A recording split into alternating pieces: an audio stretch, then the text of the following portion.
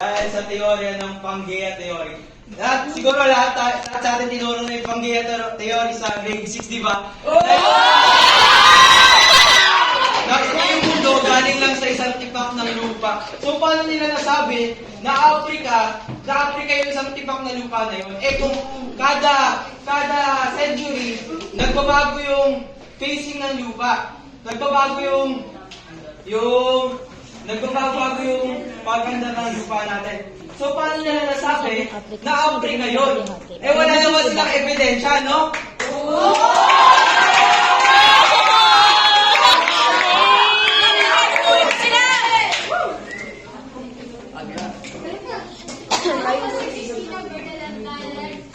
Masasagot ang tanong.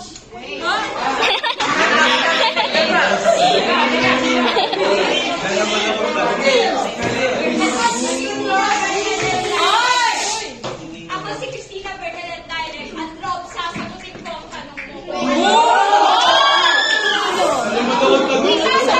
Wala kaming tanong.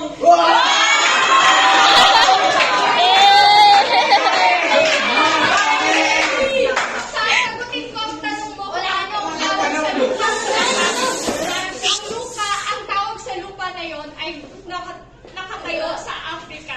At ang tawag na Zimbabwe na pinayo sa Africa.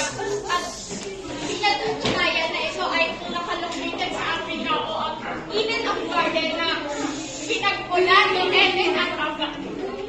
Eden at Adan at Eva. Ito ang pinagpula na Labas na yung mga mahiningay, ha? ito ang pinagpula ni Eden at Eva.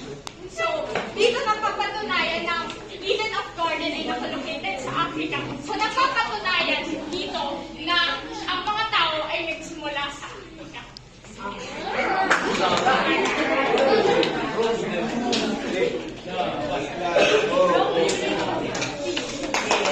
paano mo nasabi na galing yung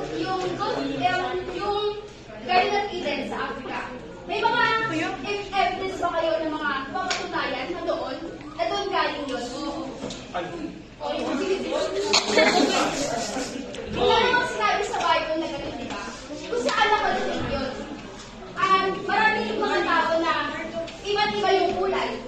So, di ba, sabi nga nila na based sa klima o lugar na klima na tinitirahan mo, doon babase yung kulay mo, o puti ka, o ang black. So, paano nila patunayan na galing sa mga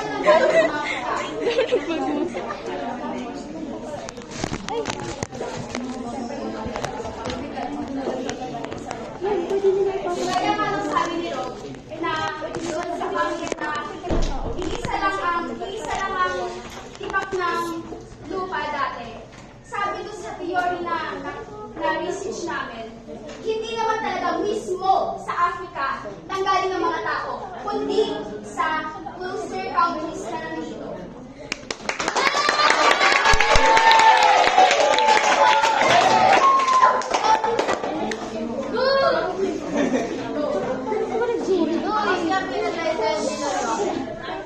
Ingay!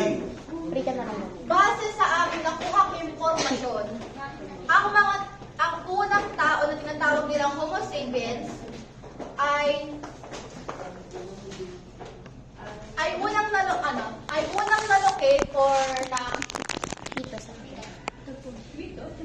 basta unang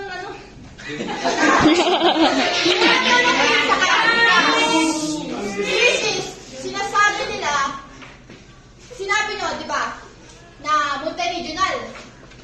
Pero sabi sa aming nakuhang informasyon, galing sila sa Africa at matapos ang 200 years, naisip nilang maglipat-lipat. Pero wala evidence kanina. Pero walang evidence kanina. Sino ba yung kanina na salita? At base rin sa'yo, sabi mo na iba-iba yung mga kulay na dinedepende sa mga klima. Sabihin na natin, yung mga Chinese, na may malamig na klima sa China, napunta sa Pilipinas na mainit. Pero bakit maputi pa rin sila? Diba?